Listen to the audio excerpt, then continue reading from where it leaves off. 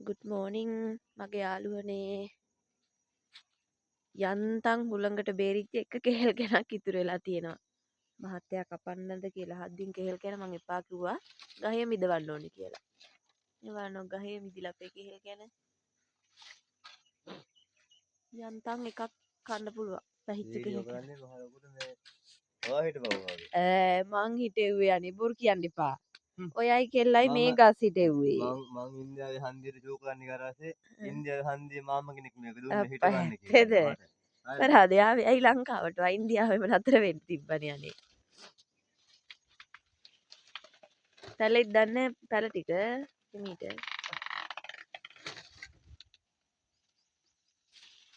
එන්න යාළුවනේ. ගහේ බඩු.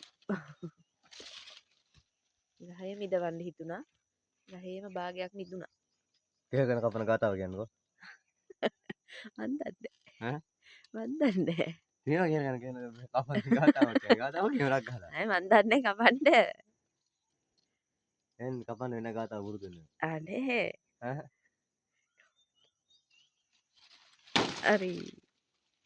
ඒ වන් ෂොට් එකකින් බැරි වුණානේ. තියන්න වෙමින්. තරයි.